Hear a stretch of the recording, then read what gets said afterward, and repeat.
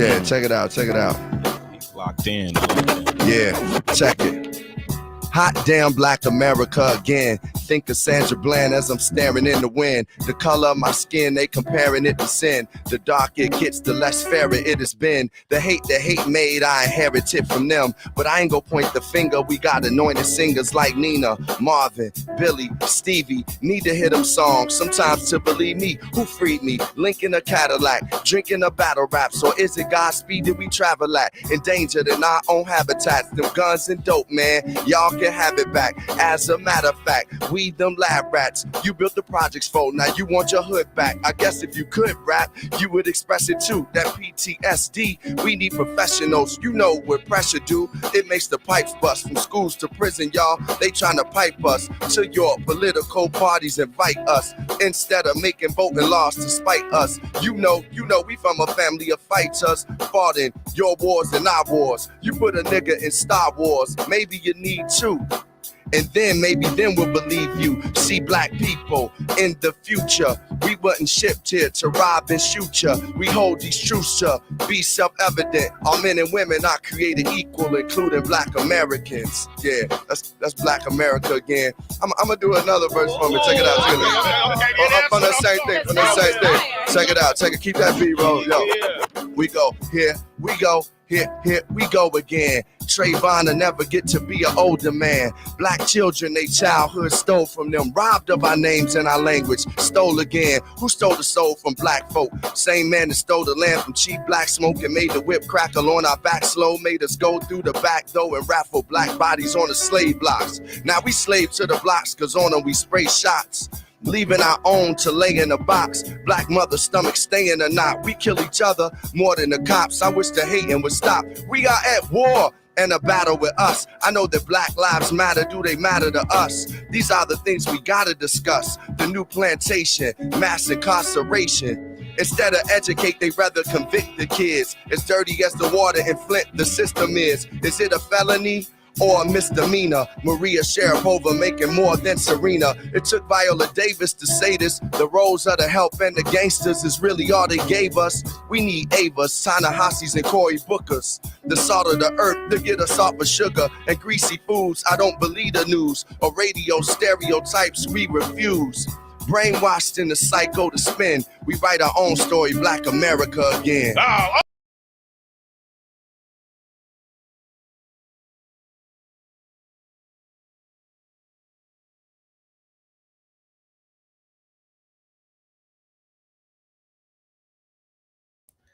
What is good, my people? We are live back again with another live broadcast on the forecast.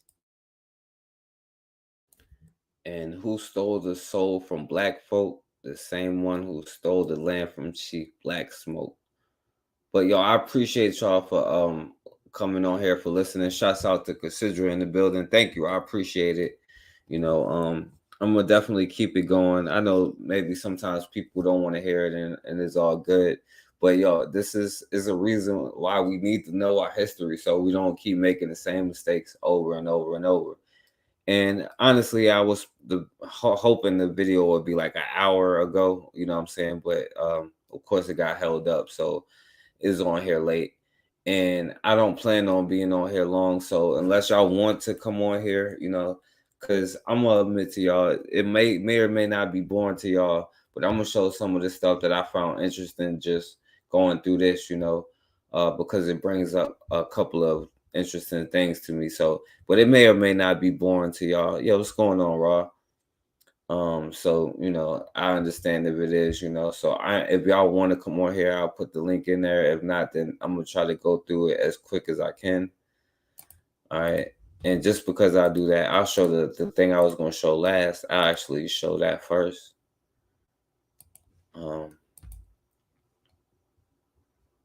Check this out. And y'all remember what I was talking about last time with the, you know, species thing, you know. But check it out. You know, this was a video I wish I could have played at the end. My brother Black Mega sent it to me, but I didn't see it until after it was over. I should have went out with this one. Discreet. They will want to lick inside your mouth. Come on now.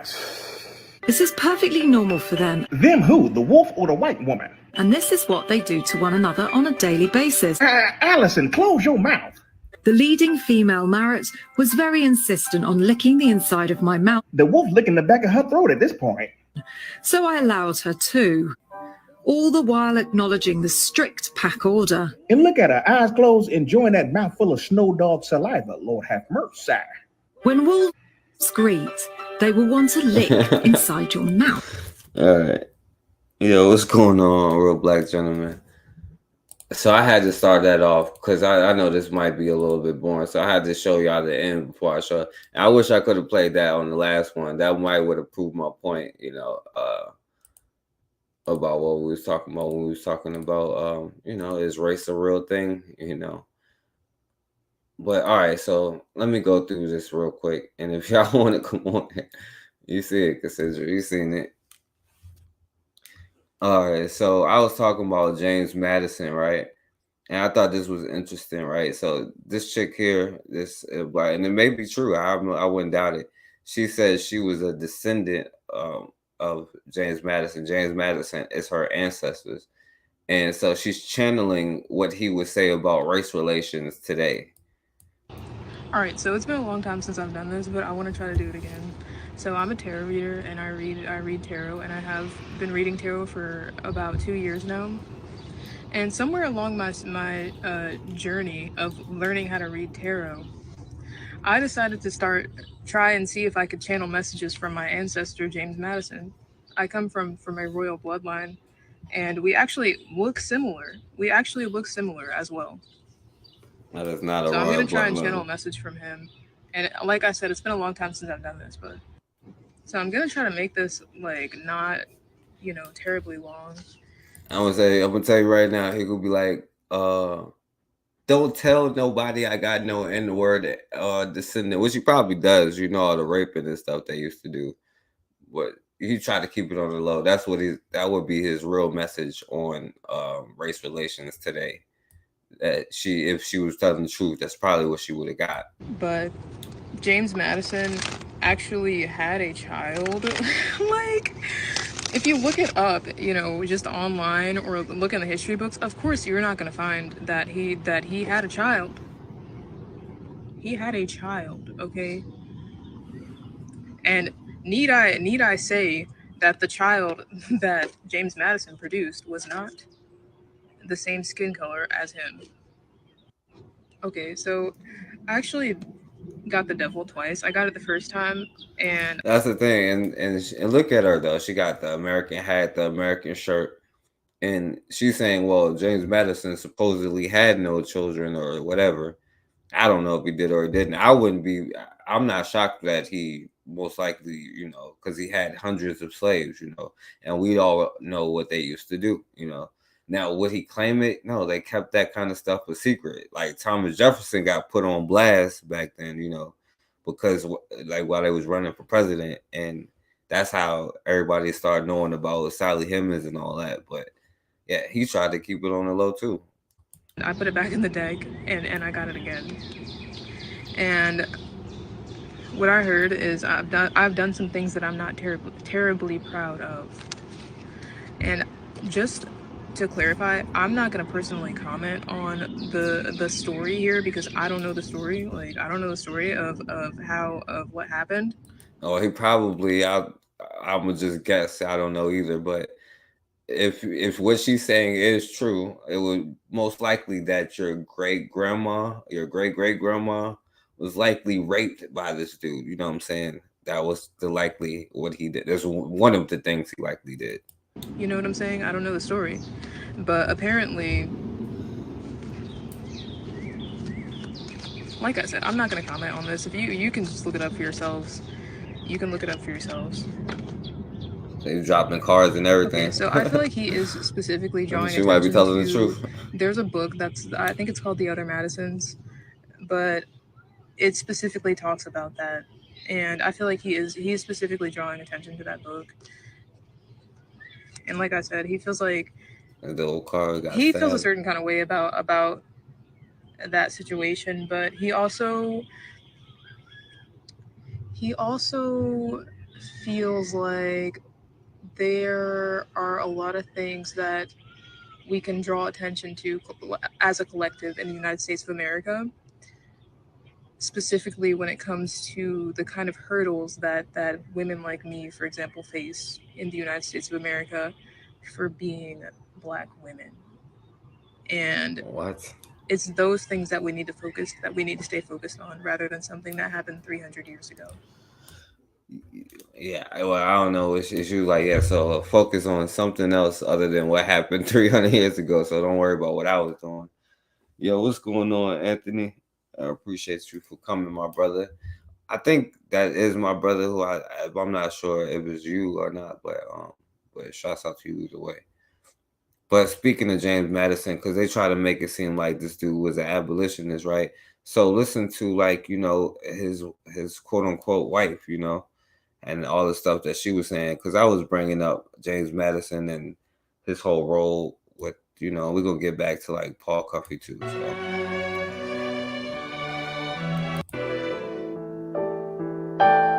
Historical figure of the early 19th century, we also have to consider Dolly in relation to slavery, because that is the dominant issue of the time.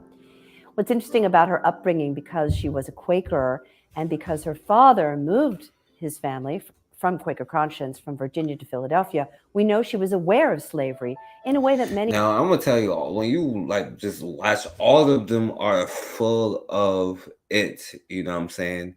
They straight full of it. And even how they try to idolize, well, it was a different and all of that nonsense. And they just didn't know how to end it. They always try to be like, well, they never wanted they never let go of one of their slaves. And this is the dude's wife, because they always try to make excuses for it. But even today, like you look at, no matter what side you look at it on, they always have this like fake, I don't really understand completely, even when they do the white liberal thing, what I'm saying? Like, they don't go but so far, because they're all white nationalists, what I'm saying? That is what usually an abolitionist was, a white nationalist. Thomas Jefferson was quote unquote an abolitionist, according to them.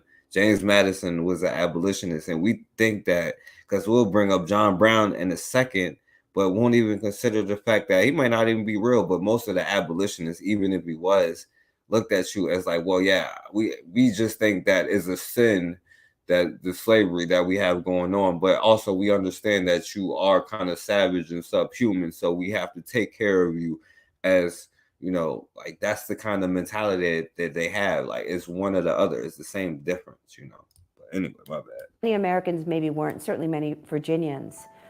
What I wish as a historian, you always wish for documents you can't find, is that when she's 26, Dolly Madison, living in the seat of American Quakerism, Philadelphia, Pennsylvania, decides to marry James Madison. And by doing so, she is going to return to the world of the slaveholding gentry. Did she think about it? Or did she just go back to that world of her childhood without a backward glance? And we'll just never know. Oh, yeah, we'll never know if this white bitch knew that she could marry this dude and get access to all of this stuff. But I want you to hear how, because it's a common theme because y'all give like white bitches a pass and all that stuff, but like how she treated them, and you gonna act like this dude was so good, but what I'm saying, look at what his wife did, especially to Black women. And I wonder why, that girl might be telling the truth. She dropping cards and all that, but anyway.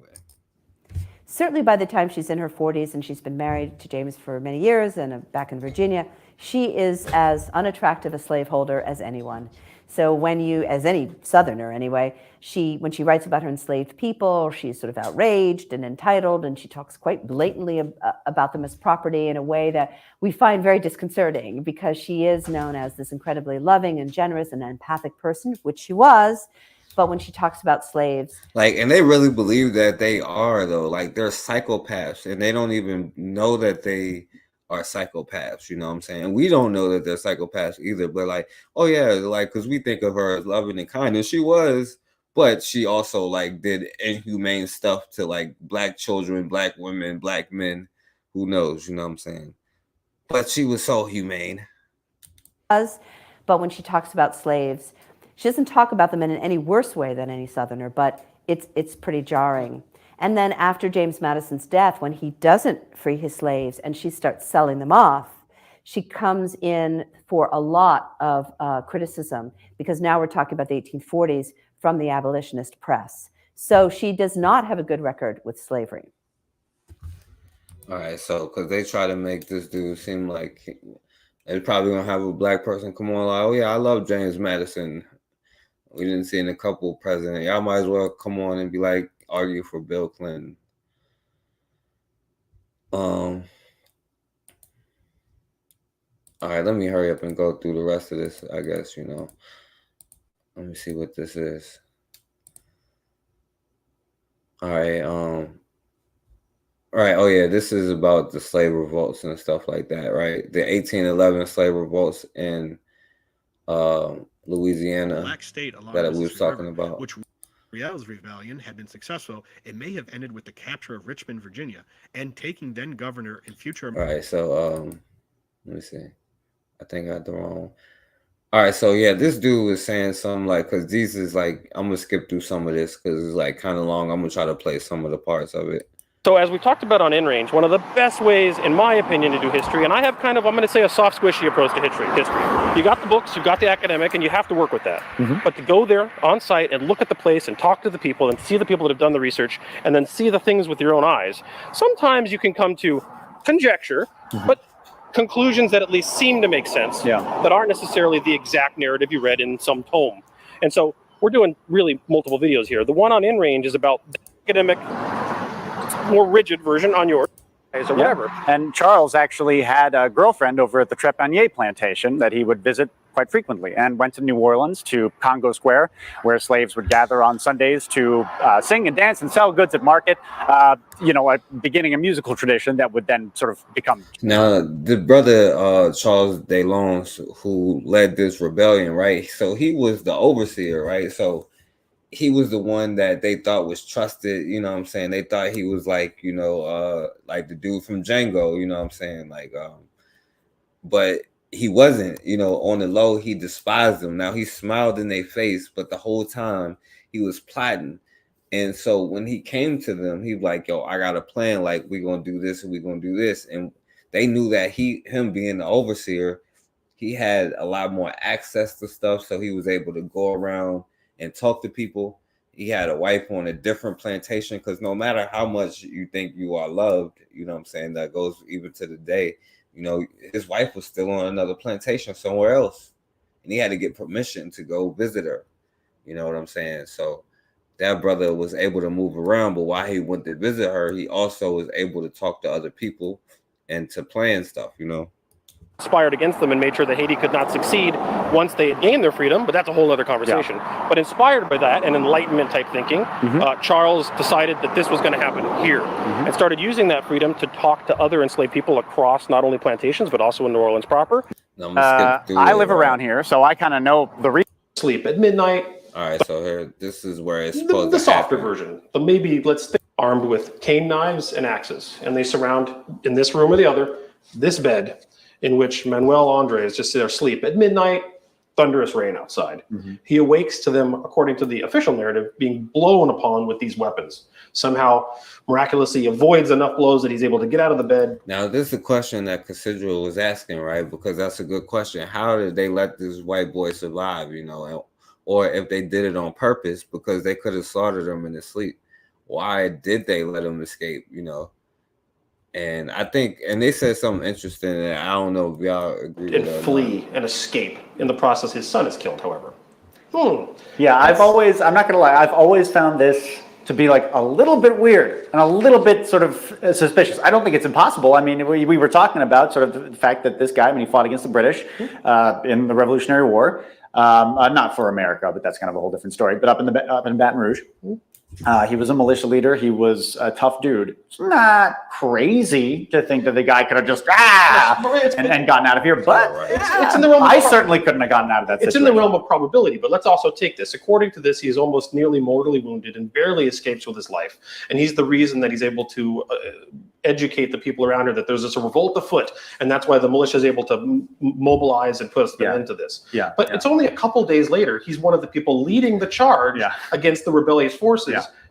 when he was mortally wounded with cane knives and axes just a few days before. Yeah. So this is where we get into the softer bit of this. Like, if we want to take that, and the curator here is an amazing resource in this regard. But, what if it wasn't to kill him? You know, this is, I think, a supported hypothesis. In other words, if your victim is asleep in their bed and you have an axe, it's a one and done if you intend to kill him.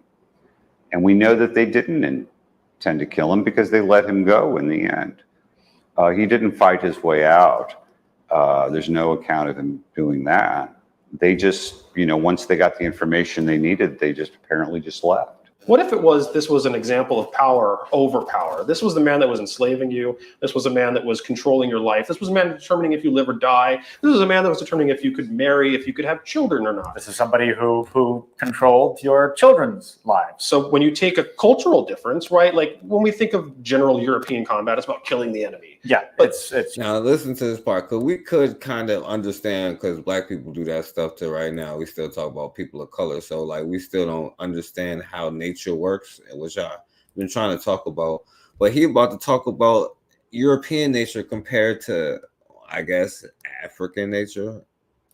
Have children or not. This is somebody who controlled your children's lives. So when you take a cultural difference, right? Like when we think of general European combat, it's about killing the enemy. Yeah, but it's generally, and that was something that, and as many of y'all know, I'm a New England 17th century guy, and that was something that shocked a lot of Native Americans, was the English tendency to just murder everybody. Right. Certainly. It shocked everybody. We're still shocked. It's 2023. I can't believe they still have nuclear weapons to murder everybody. But, you know, whatever. You know, Indigenous war could be brutal, but it wasn't so much about just extermination as it was about sending a message. Well, I'm going to bring a bunch of different cultures together here, and but an example of that if you're not familiar with this, the practice of counting coup, where you would run up to your opponent and touch them or strike them with a club, not kill them, and then run back. And this was a very common thing amongst a lot of the Native American tribes, and that was an example of bravery. In fact, a way to sometimes earn your warriorship or something like that. It's in all the old westerns, right? About, like, I don't know how true this is, but a lot of natives, you know, I don't know, in Jeremiah Johnson, you know, they have to touch Jeremiah Johnson before they can honorably kill them.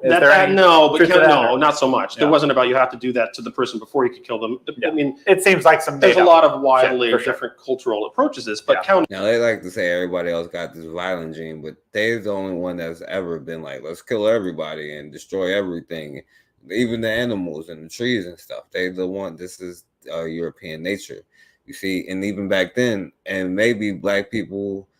It's like, you know, the end of the movie Get Out, when the dude was choking the white girl and then he just let her go. You know what I'm saying? Like, or they did it to send a message. I don't know why, but like, you know, it doesn't usually work out. You know what I'm saying? But also understand, like, a lot of the stories come from like the most of the accounts, I would say, you know, like that is written and documented comes from Europeans. You know what I'm saying? And especially the dude, he probably exaggerated. Oh yeah, I got stabbed up and cut up, and then I came back and let her. He probably ain't do neither. You know what I'm saying? He probably ain't lead nothing. You know what I'm saying? And the black people in the area just had enough. You know, but of course, black people understand this stuff, and we talk about it and keep it alive in our own stuff. But when you look at the record, it's usually them keeping the record, so you don't know the numbers. How many people was involved, how many people got slaughtered. They ain't gonna say how many of them got slaughtered. You know, they exaggerate stuff, they take away stuff. So that's a difficult part of all of this, you know. Questionable you could fight your way out of that. So the narrative could very well be made that they didn't intend to kill him. The son was killed because he came in with a sword and they had to kill him because, one, he was armed. Secondarily, killing the son is another example of power over your master. And then you let him go, and that's sort of an emasculating thing, in that this is what happened to the guy that's been controlling your life for however long. Mortally wounded. Different, but still, it was uniquely sort of European to want to exterminate. You know, ended him, and you would have saved yourself all this trouble. But of course, kind of on the ground. So I think my armchair general self wants to say, well, why didn't you kill him? He was right there. You had him in your power. You should have just, you know, ended him, and you would have saved yourself all this trouble. But of course, kind of on the ground, and especially given some of these non-European styles of warfare that may kind of not be kind of what we generally think about when we're thinking about strategy or tactics. Yeah, bloodshed and killing everything and blowing all of us up and all of this stuff. But maybe everybody doesn't think that way, but maybe we should learn lessons and learn from our mistakes. Especially from an armchair general perspective. And we were talking about Native American stuff. Obviously, West African warfare is much different, but still, it was uniquely sort of. We didn't go in thinking like, let's just kill everybody and slaughter. People value life, you know what I'm saying? We saw the divinity and everything, and we still try. But you see, like, it's just European culture. Like, go and stab, kill, you know, decimate, destroy, you know, and you don't let them go. Of European to want to exterminate. Speaking of that, strategically. Speaking of that, the actual rebellious forces were not completely foreign to tactics. They actually evaded the militia and did things that were very interesting. So this wasn't like they weren't so naive as to think that precisely that they would have. I don't think they were so naive as to say, okay, we thought we were going to kill this guy. Yeah. He runs out the door and they just let him do it. Yeah. Like, wouldn't you send someone to go finish that task right now? Really, that's another thing that adds a narrative to. They weren't intending to do that. Yeah, I mean, it's a compelling theory. And it had to happen now because there was no way to wait. You couldn't bring up your phone and call everybody and say, hey, hold out, change the calendar to tomorrow. Yeah. Of course, everyone's notified. They turn off Twitter, they turn off social media. The enslavers and the people that put down the rebellion. All right, so they're talking about they're talking about about the guns, right? And he's going to show about. I'm not sure if they're gonna show it, but he was showing about reloading the guns and stuff like that. Who knows what the conflict is? So yeah, we don't know like what's going on, but this is why we should keep the records for ourselves, right?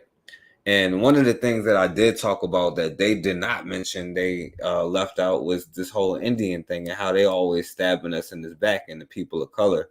Because they often use Indian trackers to track down people. And during this rebellion, they also used Indian trackers, right? And of course, their dogs, right? But it was also these quote unquote Indians who stabbed us in the back from the very beginning, from the very first war till probably today.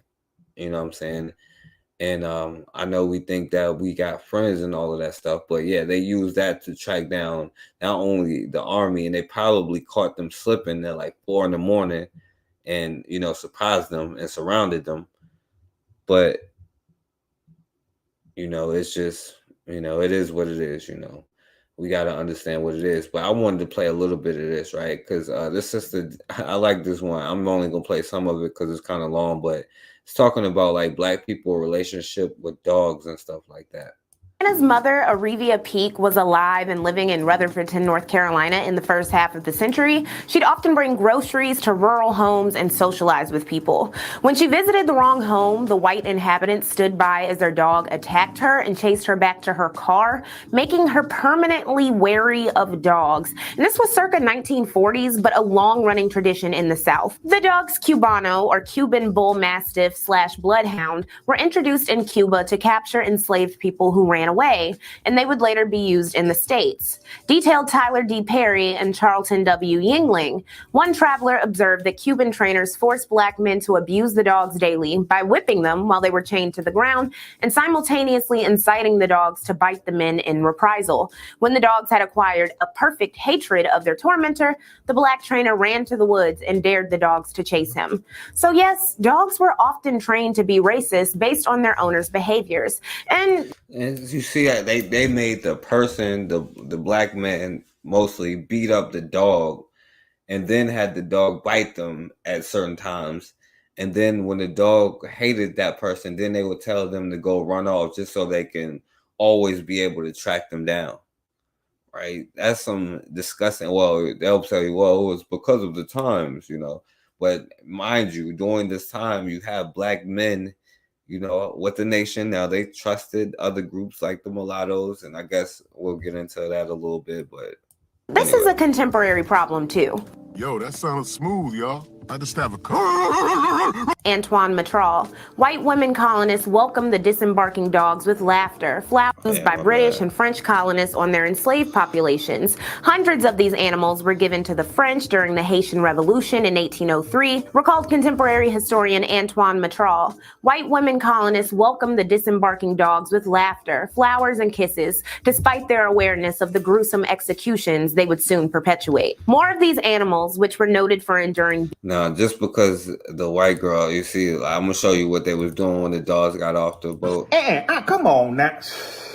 This is perfectly normal for them. Them who? The wolf or the white woman? And this is what they do to one another on a daily basis. Allison, close your mouth. The leading female Marat was very insistent on licking the inside of my mouth. The wolf licking the back of her throat at this point. So I allowed her to, all the while acknowledging the strict pack order. And look at her, eyes closed, enjoying that mouthful of snow dog saliva. Lord have mercy. When wolves...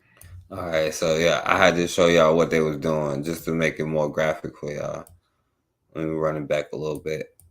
These utilitarian pets were used by British and French colonists on their enslaved populations. Hundreds of these animals were given to the French during the Haitian Revolution in 1803, recalled contemporary historian Antoine Matral. White women colonists welcomed the disembarking dogs with laughter, flowers, and kisses, despite their awareness of the gruesome executions they would soon perpetuate. More of these animals, which were noted for enduring beatings so severe in training that they would normally kill any other species of dog, they were used in the Maroon Wars of the 18th century by British colonists on the Jamaican Maroons. And between 1835 and 1842, the U.S. government bought 3 Doggo Cubanos for $151.75 each and bred them for their ongoing war with Florida Seminoles, continuing their practice of using attack dogs on indigenous populations, which they had been doing since they first arrived to the continent. The Cuban bloodhounds were less effective in the swampy Florida region, which Seminoles used to their advantage.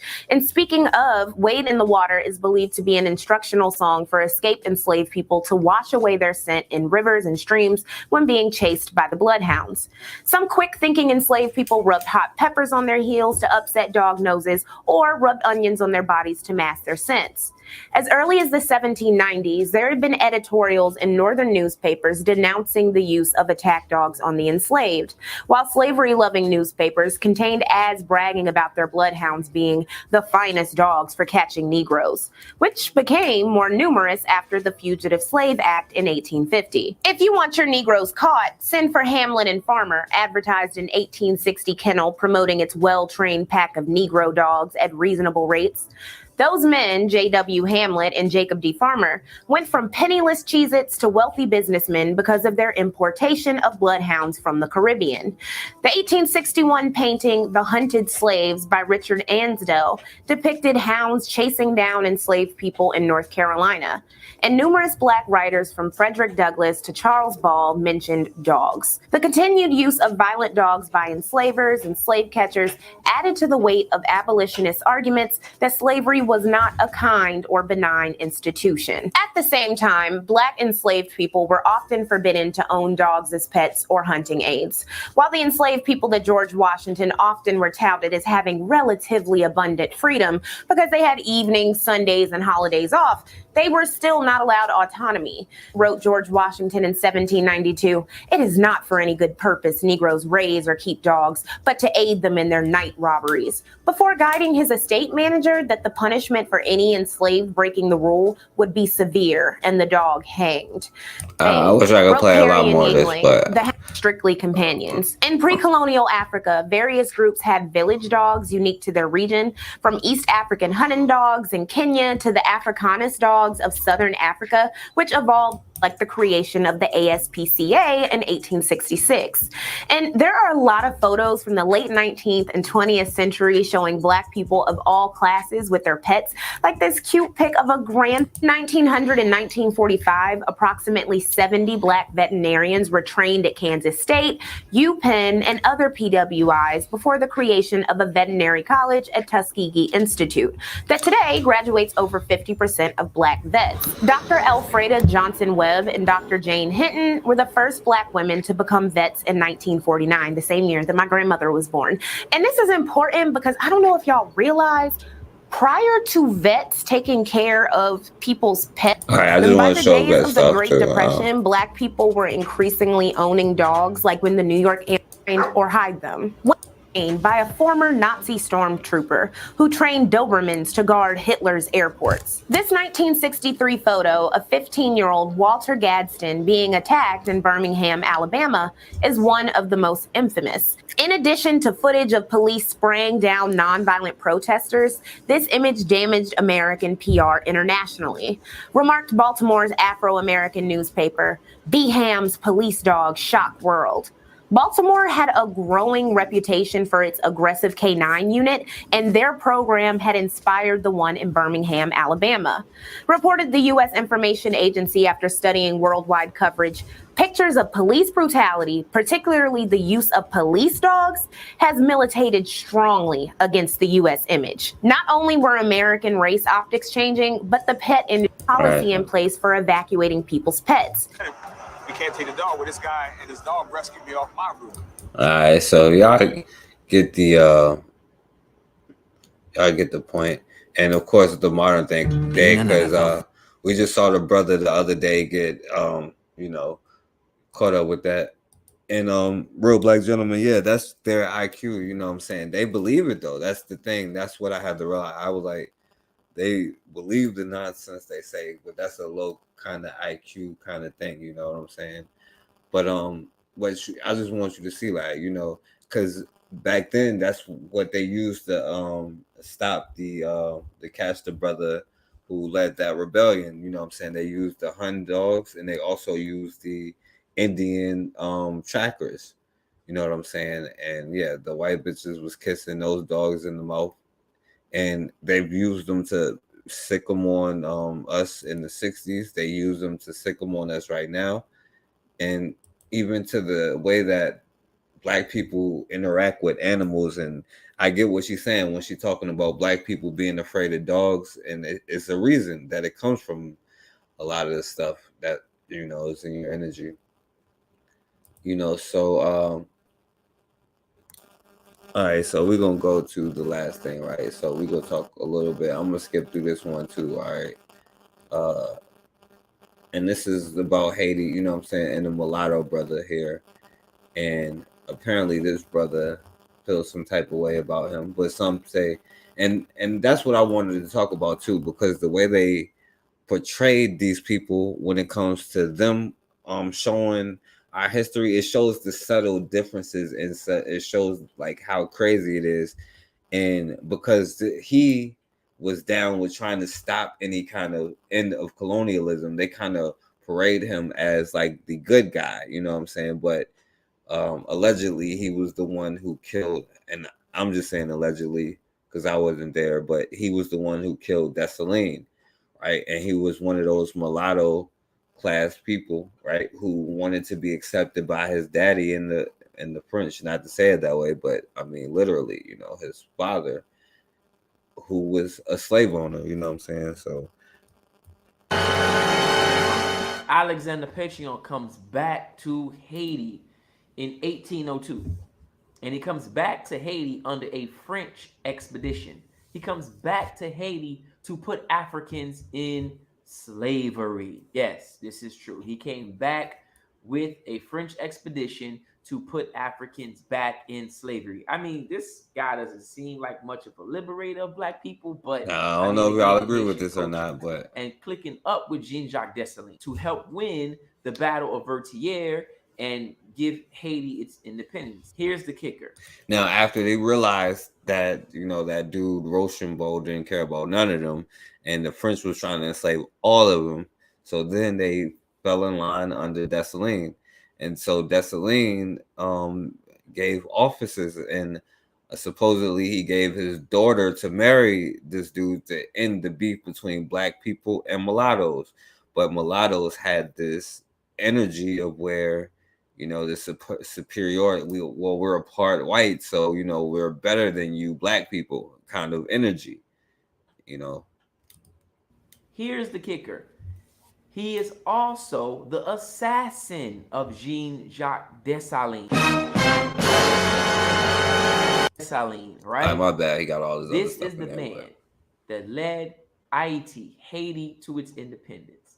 This mulatto played up under him, act like he was cool, act like they were friends, act like he was all right with what was taking place, and then later on had him assassinated.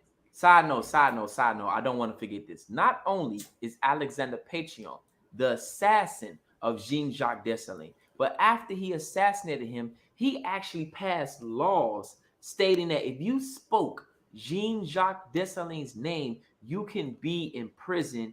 Also, do you actually know in Haiti to this day that Jean-Jacques Dessalines and Alexander Pétion are buried in the same mausoleum? Là, c'est lui-même qui Dessalines, menti c'est sous bloc, il n'y a pas de monde qui sous de Dessalines. Tout nek ces affaires poche y a réglé, pas de monde qui struggle in Haiti, being led by Henry Christophe and Alexander Pétion. So Alexander Pétion was ruling in the south, and Henry Christophe was ruling in the north. Basically, the south was controlled by the mulattoes who wanted to replicate a French democracy in Haiti, and you had the north that was being ran like a monarchy, where you had Henry Christophe, who was the king, essentially, of the northern part of Haiti. So Haiti was split in half.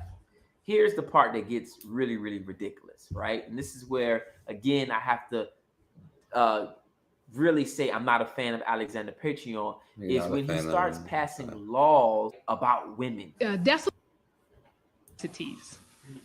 so therefore, from this point on, women are not allowed in a public function. He starts saying that women aren't And in I the should have played her, capacity but to do the things that men should do. Some type of liberator. I'm trying to He skip went through to it. South America and help free South America, which he did. But in social and historical context, you have to remember Jean-Jacques Dessalines was already doing that, right? He already was accepting people from South America. He accepted Miranda, who was before Simon Boulevard, right? Miranda, who was fighting for independence in South America. So Jean-Jacques Dessalines already had those things in plan. He already was having African Americans escape to Haiti, right? So everything. And I want to play this one part because if we talk about the black people around the world stuff, I just want to play this part. He copied from Jean-Jacques Dessalines.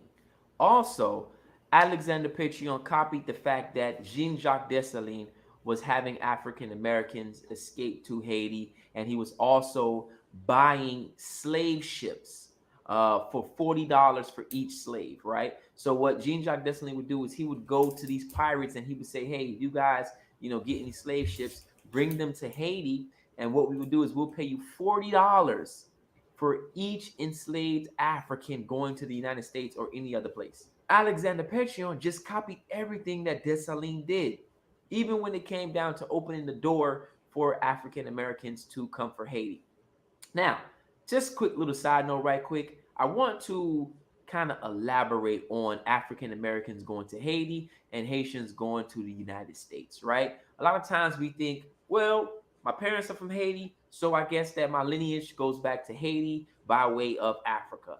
But one of the things that we don't realize, is that Africans never stayed still, right? You had Jean-Jacques Dessalines, who was saying, hey, African Americans come to Haiti. You also had Alexander Pétion, who copied that and said, hey, you guys can come to Haiti as well. And he also wrote in the Constitution that African Americans were welcome here in IET. And so throughout the years, the numbers of how many people have went to Haiti from the continental United States has been sorely misrepresented. We all know the heroic tales of Harriet Tubman taking enslaved people north to freedom. But I'm curious, even after the Civil War, was there any efforts for formerly enslaved Black Americans to travel south to Haiti, to a free Black nation that was not experiencing the horrible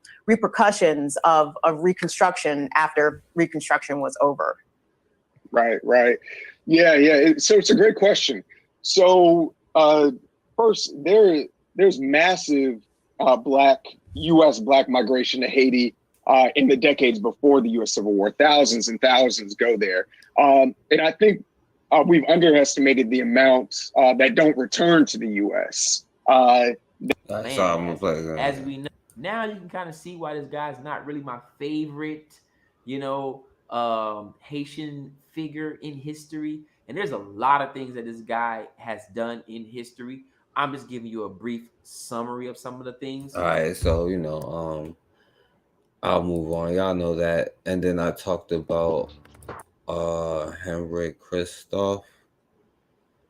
And this brother, he was saying a lot of stuff, but this one kind of long too, so I'm not gonna really play this one because this one should have been first. But I just wanted to show you a little brief thing about how they show it on the reverse, because for them it is good because they want to stop us from doing what we do. You know what I'm saying? Emperor of independent Haiti, but his desire to hold exclusive power alienated his supporters. Eventually, Dessalines' rule incited a political conspiracy that ended in his assassination in 1806.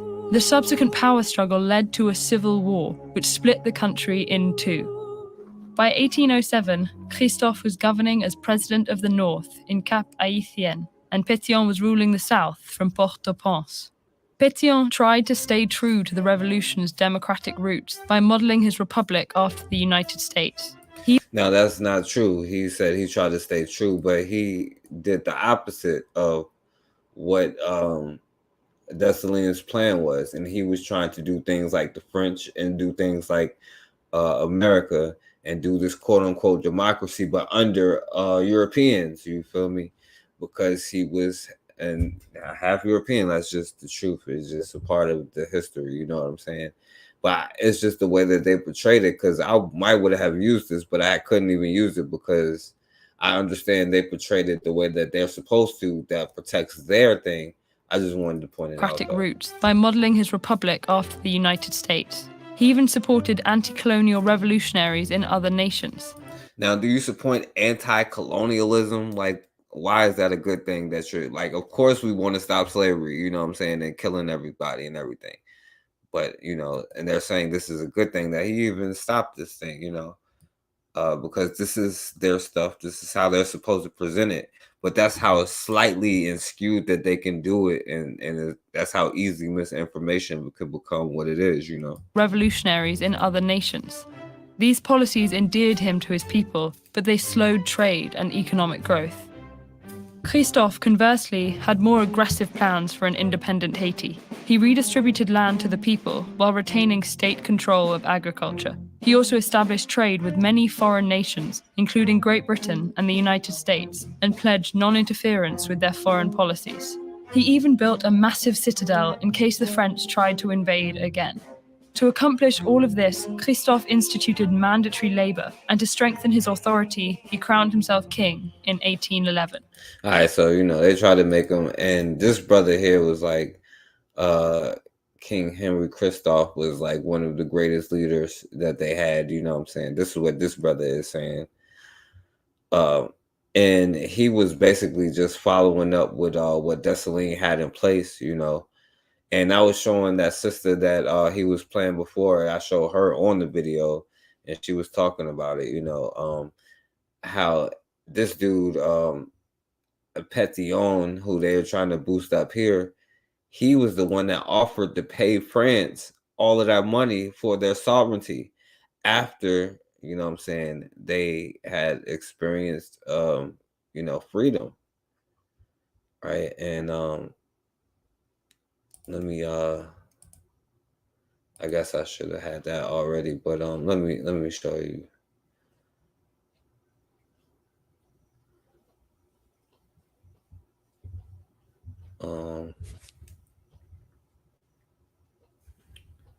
Hold on, let me see, because it's showing messing up.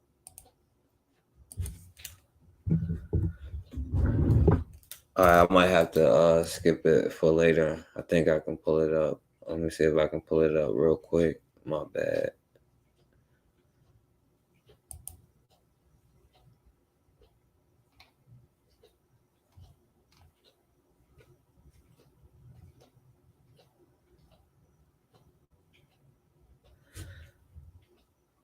don't know, because my computer keep freezing, so I can't even pull nothing out right now. All right, hold on. Give me 1 second. Let me.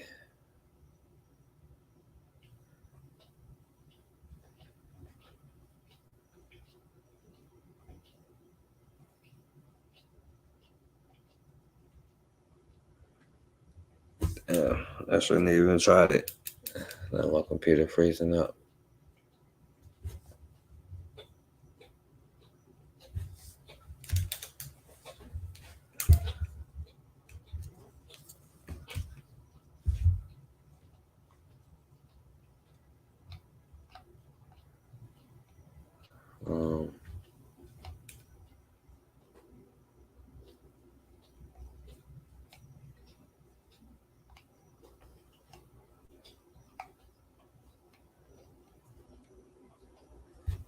Let me see.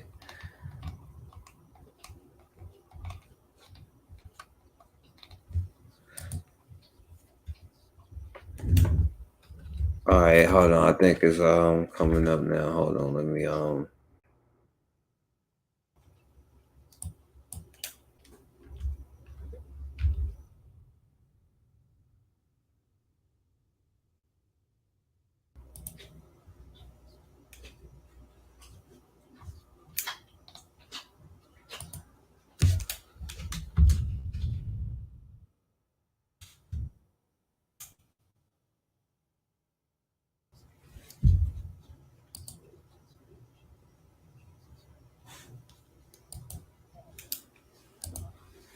All right, hold on. All right, my bad, y'all. My bad. My computer is straight messing up. And if I go out, you know what I'm saying, I'll be back on in a second. Trying to find the right one.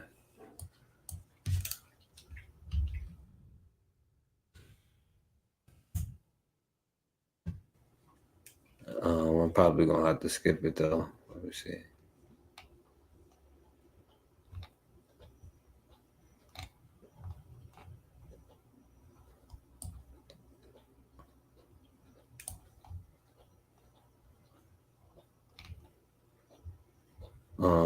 Yeah, I'm probably gonna have to skip it.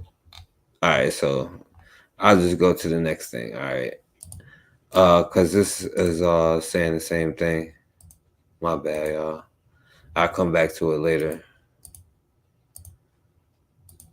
All right. So, oh yeah, so let me play this because this is some more propaganda that they had in 1941 on Henry Christophe.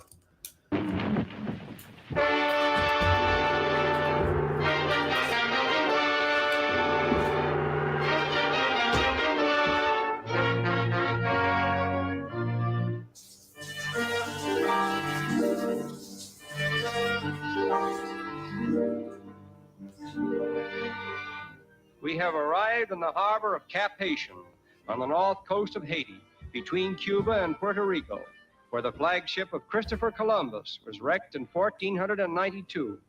At that time, the land was inhabited by a friendly tribe of Indians, but they soon gave way to the Spaniards, who in turn surrendered to the French, so that at the present time, Haiti is the only Latin American republic in which French is the official language. Today is Market Day, and along the roads leading to town, there is a constant procession of colored folk, all traveling with one purpose, to buy, sell, or exchange something in the marketplace.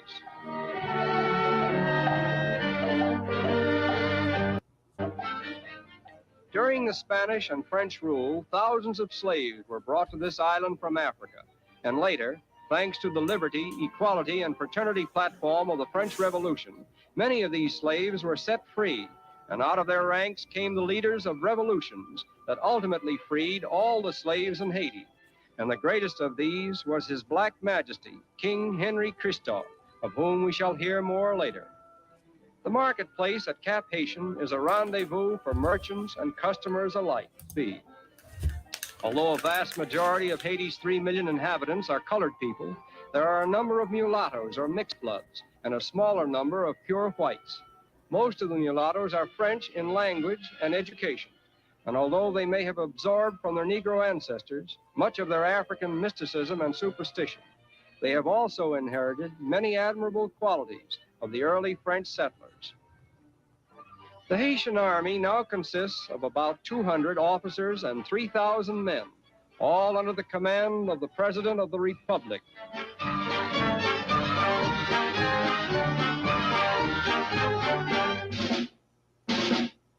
Many of these men are descended from the soldiers of King Christophe, of whom sensational stories have been told, such as the one about the regiment that marched off a 300-foot precipice because Christophe did not command them to stop. And this was done, it is said, for the benefit of a courier from the court of Napoleon, who had questioned the loyalty and obedience of Christophe's soldiers.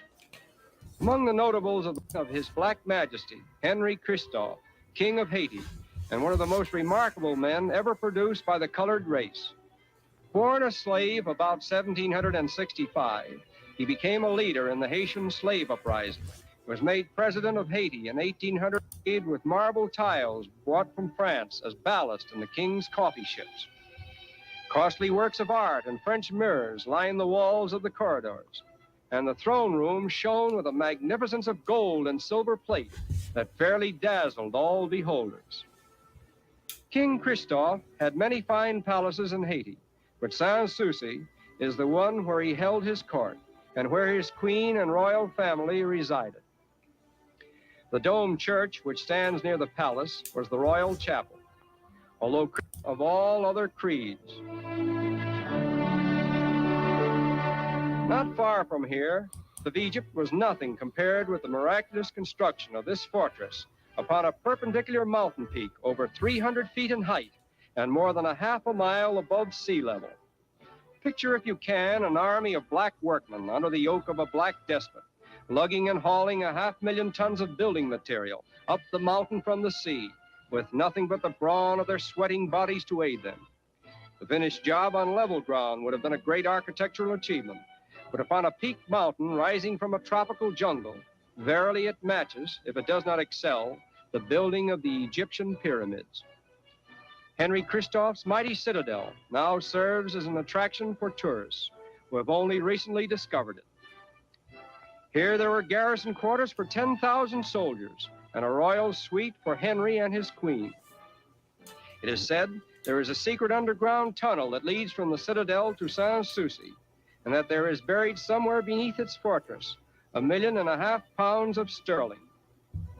Only the king and his mulatto engineer knew the hiding places of the citadel, and as soon as it was completed, it is alleged that Christophe deliberately pushed the engineer over the edge of this parapet. I guess that's why he got a mulatto to do it, so he can push him over. But all right, yeah, my bad. Because I found the thing I wanted to show. I wanted to just play it. It's just a quick part, because before I go to the last thing, then I'm going to get off of here. If y'all don't have nothing to say about anything I'm showing. All right, so.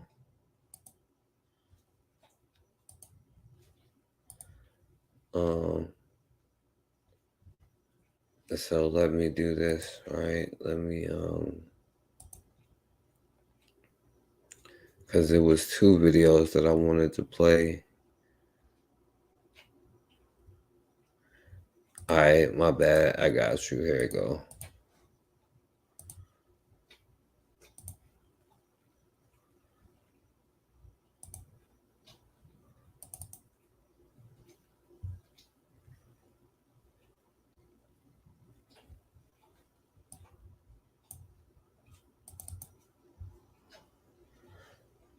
Oh yeah, of course it ain't gonna play now.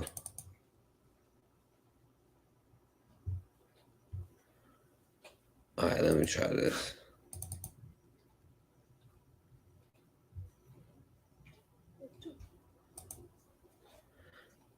All right, let me try it now. See if it works now. My bad.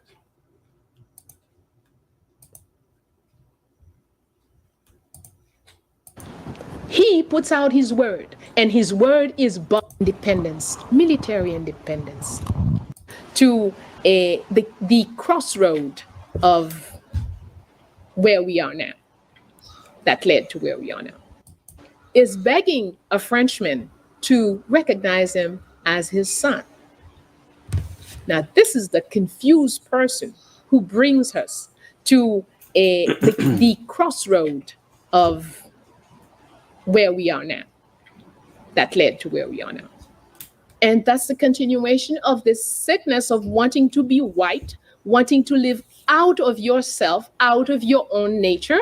And it's going to be concretized by this thing is going to reach a higher level when this man is going to agree to pay France 150 million gold francs for an independence that we earned. Right. So, they say he offered to pay all that money for something that they have already done. And this is one last thing I forgot to play on this subject, but this is like not long.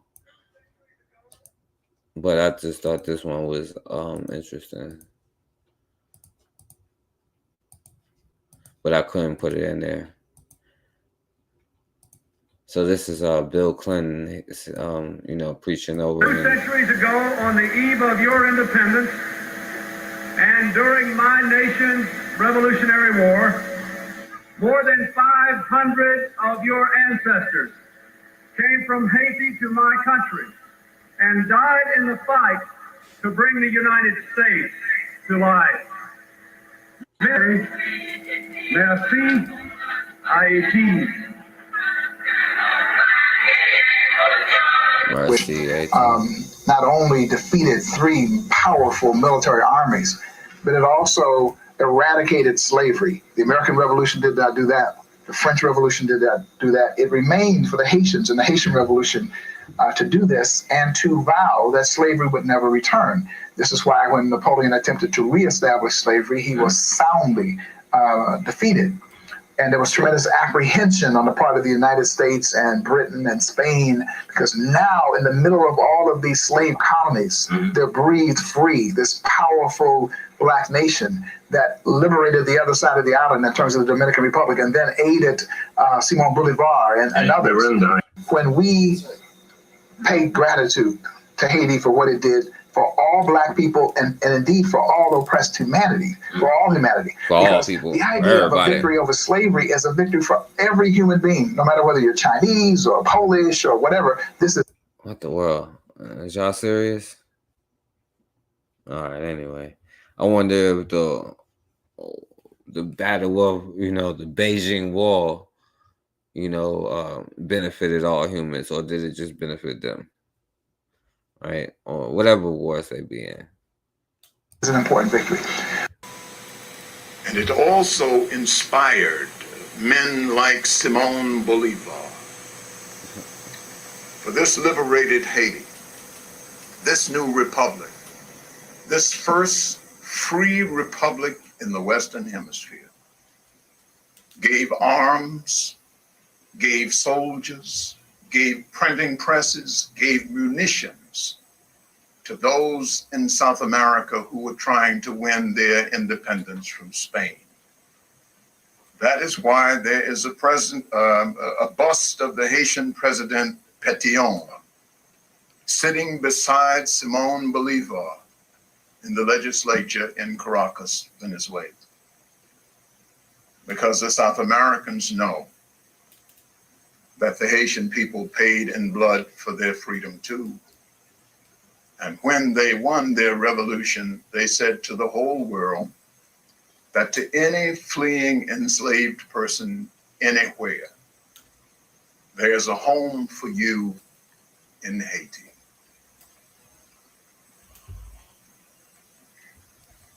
One has to wonder at all about what happened in Haiti. Just right, you said that. Thomas Jefferson, who readily accepted violence as the price of freedom in France, was not so relaxed about the Blacks revolutionary in Saint-Domingue, as Haiti was called until its formal independence in 1804. Yes, no, for American leaders, particularly those from the South, like Jefferson, the specter of a slave revolt, a successful slave revolt, frightened them to death. They were afraid anyway. They knew that this was, as Jefferson said at one point, if there's a God in heaven, and he believes in justice. We know which side he will take when it comes. He knew that. I mean, he was not oblivious. He didn't think that slavery was okay. He knew it was not. And he felt very much that the example of Haiti would stimulate a revolution he knew was going to come in the U.S. at some point. The African-American slaves would be free. And he thought this would advance it. He did not, as a result, he wanted no contact with Haiti. He wanted to close the ports of the United States to any Haitian vessels. And it was a matter of great fear. What he suspected, and which was true, was that one of the things the Haitian Revolution did is it sort of unified a kind of African diaspora in the New World. And American slaves were not unaware. The word got around, ships traveled, news traveled, and they were aware of this. And some of the slave revolts, the famous ones, Denmark Vesey in particular, knew a great deal about the Haitian Revolution. All right. Let me see. Yeah, so and that's one thing that we got to understand, that like the black people everywhere was understanding what was going on, you know what I'm saying? And yeah, the good old abolitionists like good old TJ, he was bound to stop all of this movement and clearly against them. But that's when Europeans decide to put their tribal differences aside. Now, like next week, we're gonna get into like next week or whatever, we're gonna talk about like their war of 1812. Because even while they was doing all of this, they still fighting with each other, but they would stop fighting with each other to make sure that black people don't start rising up all over the place, right? And a lot of that white fear started to come up. But one thing, even though they try to call them abolitionists, right, they never let go of their slaves. But like when black people started to recognize what was going on all over the world, then you know what I'm saying? They did what they had to do. All right, so I'm gonna go to the last thing, right? Because I found this. We was talking about Paul Cuffey, right? And I'll talk about him more. I ain't gonna play the sister. She had a good presentation about him and stuff like that. But I'm gonna play this, because I wanted to show, at least sister had a good presentation. But I wanted you to hear like how they put it, right? 1986 in Britain, a plan was proposed to resettle all these people in Africa under the idea that it would be removing a burden from the British public. This plan was approved by the British government and by the Committee for the Relief of the Black Poor. That organization had initially been established to provide relief for people from the Indian subcontinent, but that work had been expanded to also include people of African descent. The first attempt to establish a colony in Sierra Leone failed for many reasons, including illnesses and deaths during transport, bad weather once they arrived in West Africa, a lack of preparation and supplies, and the fact that the British hadn't made any kind of treaty or other arrangement with the local people of Sierra Leone regarding this colony. Yeah, they really were kind of like, we want to remove all of you from our society. We're dropping you off in Africa. Like that was nearly the extent of it. Was not planned well. Even so, though, in 1791, the Sierra Leone Company was established to try again. This time around, abolitionists did travel to Sierra Leone to try to establish good relationships with the local people and then also to mediate between the locals and the colony. But the British government... I was about to say something messed up.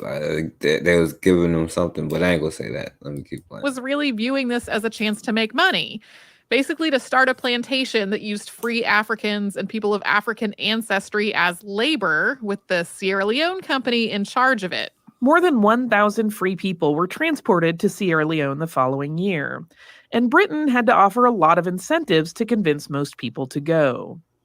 Overall, the people that were being resettled had never been to Africa before, and many had justifiable concerns about the possibility of being captured and sold back into slavery in Africa.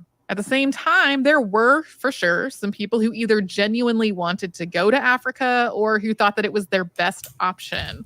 This includes... All right, and I'm only going to play a few more minutes of this, so you know what, I'm going to, and you don't have to come on here, but because I ain't gonna be on here too much longer. But if you wanted to say something about anything that we talked about here today, you know, we're not talking about nothing else, you know, because I ain't got that much time to be on here anyway. So, but I will put the link in the chat for anybody who might want to come on here and add anything that we were saying about today, because I know some of these may or may not be touchy subjects for some of y'all. So I'm gonna just finish playing this one, you know. And if you want to come on here, then you can come on here. Included some people who had been born somewhere in Africa and wanted the chance to go back home. It also included people who thought that racism and white supremacy were so entrenched where they were that they might have a better chance at a good life somewhere else. In the US, one of the people of color interested in this idea was Paul Cuffey.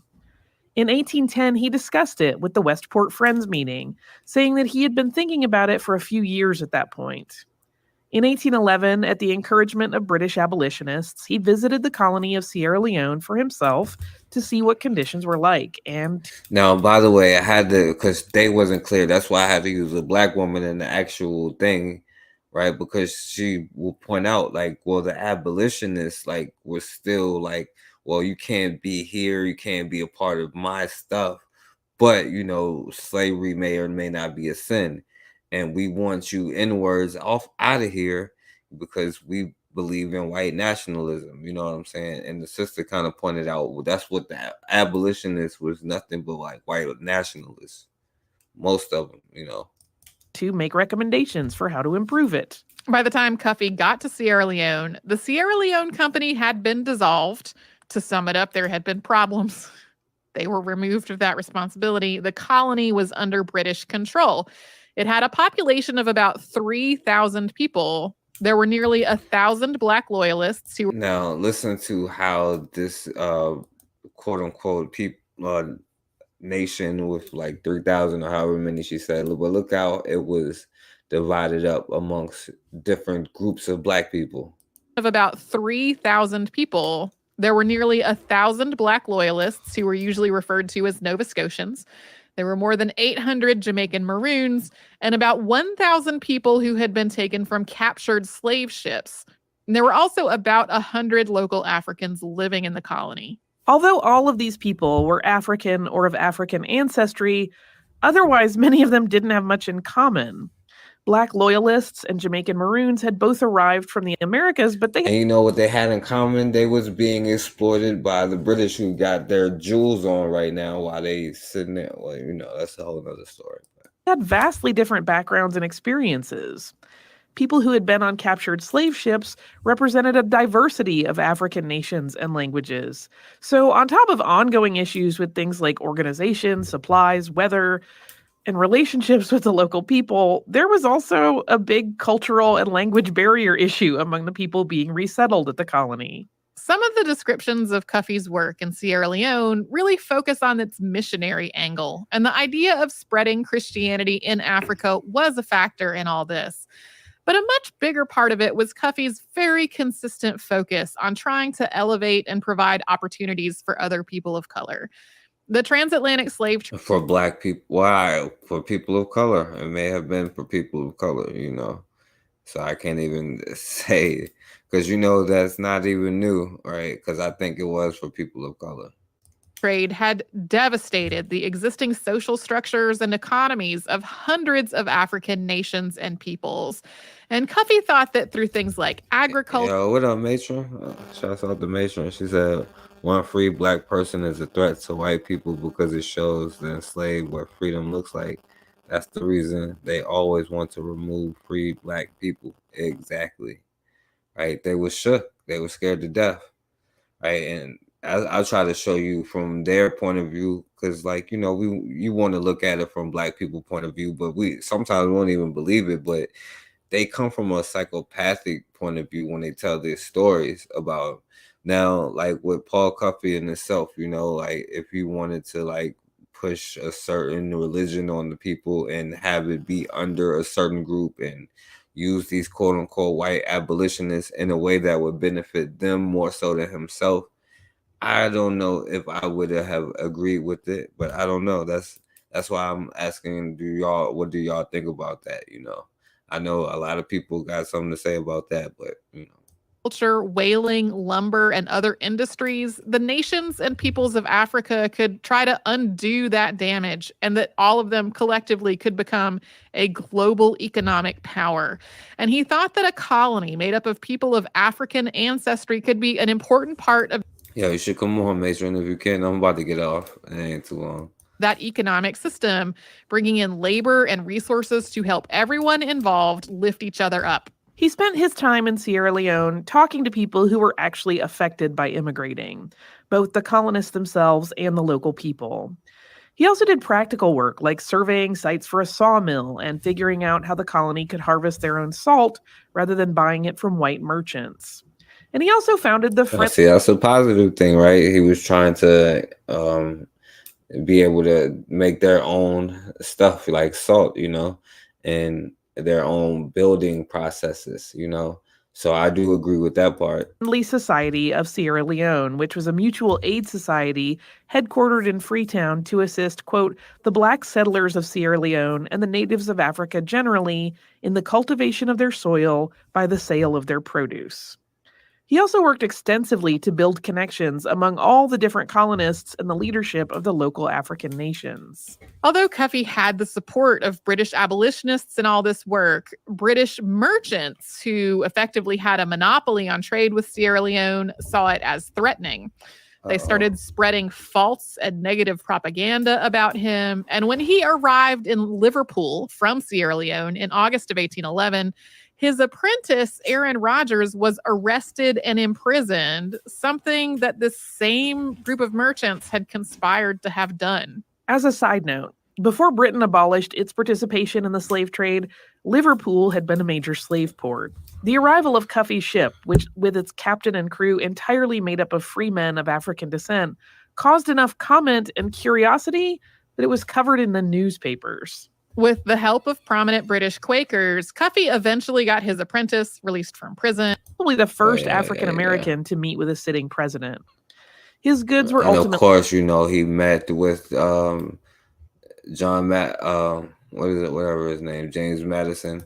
Well, we showed his wife and how crazy she was, and also one of his ancestors supposedly, but he met with him, after they took his ship, and he supposedly gave it back because he was supposed to be down with this movement. And I don't know what the arrangement was or was not. I don't know.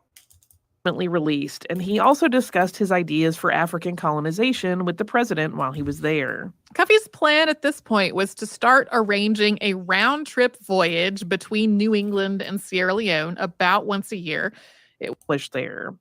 He was really focused on getting a movement for colonization started, led by Africans and people of African descent for themselves to allow people who wanted to emigrate to do so. At first, his efforts looked pretty promising. Prominent Black leaders in the cities that he visited supported his plan and became involved with the African Institution.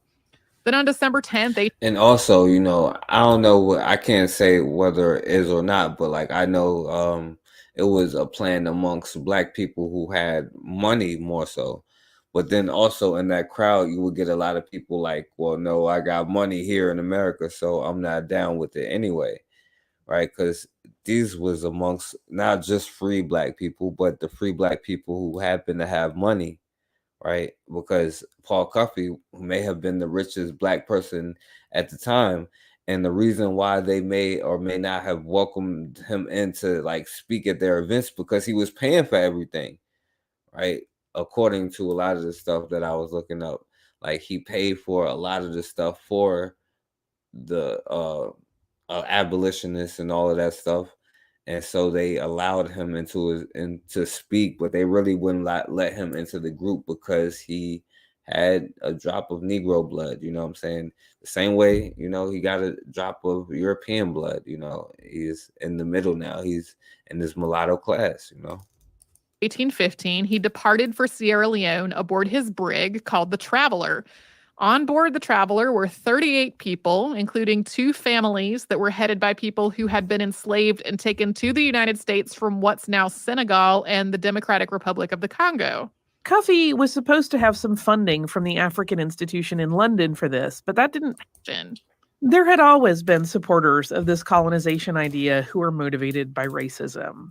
Even among staunch abolitionists, there were people who thought that free black people could never be part of white society. And so that's what I'm saying. They try to say even amongst them, but that just meant all of them. That's what I'm trying to tell you, right? The people that they think is like the abolitionists, those was probably like some of the most, like, I don't want to say racist, but wickedest ones, right? A lot of them probably would rather you be terminated than to mess up their nation, because they felt like, oh, well, especially with this intermixing is going to destroy everything. And, you know, it's just, we want this to be a white nation. Some of them, Thomas Jefferson was like, oh yeah, we like the red nation, you know what I'm saying? Like, they're good slaves, kind of like, because they more obedient, apparently, because they would stab us in the back in a heartbeat. But, you know, that's a whole nother thing. But a lot of times we just didn't learn our lesson. So, you know, removing them to Africa was the best for everyone concerned. But as the colonization movement grew, it also drew the attention of slave owners who y'all gonna learn about them abolitionists. Y'all gonna learn about them friends. Y'all gonna see that John Brown wasn't real, right? Because the first John Brown, they be like the Bacon's Rebellion. That dude just was mad. He got kicked out of the club. And so he tried to rile everybody up to go overtake them, but he wanted to be in charge, right? Because that's what they do. They still look at you as inferior. Like, even that's like the Motorham Port is just an updated version of that from the 60s, right? Like, oh yeah, well, these Negroes need our help because, yeah, they are savages and they are in the situation that they're in, but and we're gonna learn that. And if we're gonna have a colony, it ain't gonna be under somebody else's. You know what I'm saying? But yeah, he did a lot of stuff for the people. But all right, man, I'll stop drawing it out. You know, I appreciate y'all for listening. And of course, like I said, this is going to be the last one because I talked about the dogs and stuff, you know what I'm saying? And I understand why black people got the fear, but she was talking about them white girls who you know, was greeting them dogs, you know what I'm saying? This is what they were doing. They will want to lick inside your mouth. It said kissing, literally. They was this is kissing perfectly the dog. normal for them. Them who? The wolf or the white woman? And this is normal. what they do to one another on a daily basis. Allison, close your mouth. The leading female Marrett was very insistent on licking the inside of my mouth. The wolf licking the back of her throat at this point. So I allowed her to. All the while acknowledging the strict pack order. And look at her, eyes closed, enjoying that mouthful of snow dog saliva. Lord have mercy. When wolves... Now, see, this is what I'm saying. And this goes along with the whole history and all of that. They use dogs, and that's a damn wolf. You know what I'm saying? Now, that wolf could be trained to slaughter you, but she would be kissing it right in the mouth.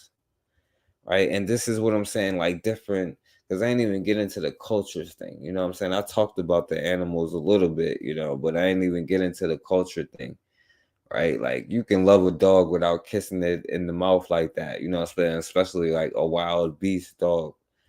But they use these dogs and animals against you, you know what I'm saying? They don't even see you the same as that.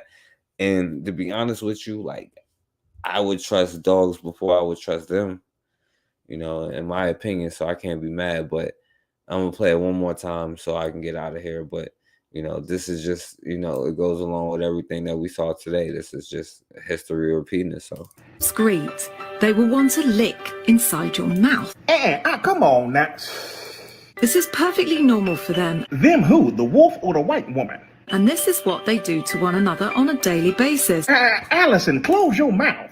The leading female Marrett was very insistent on licking the inside of my mouth. The wolf licking the back of her throat at this point. Oh, man. So, Congratulations to the brothers who is helping create the next mulatto class of the generation. At least if the ones who deal with the Dino Sovins, right? And I say that on purpose, but at least the ones they cook the dogs, right? That's a one step closer, but I don't know, man. We'll never get it.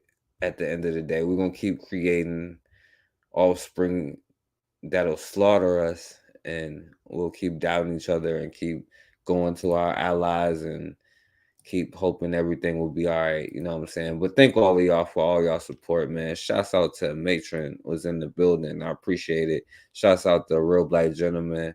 Thank you, Cassandra, for coming through. Shouts out to Cassandra all day. My brother Anthony, of course, Raw in the building, and the rest of y'all who was listening. I appreciate y'all for showing me love. But this is why it's important. And I encourage all of y'all to put together some kind of course or anything, some kind of educational thing, so we can all learn, so we can get better, so our children be trained and ready to go. I encourage y'all to do that. But anyway, as always, man, we have got to start standing for something, or we're gonna keep falling for anything.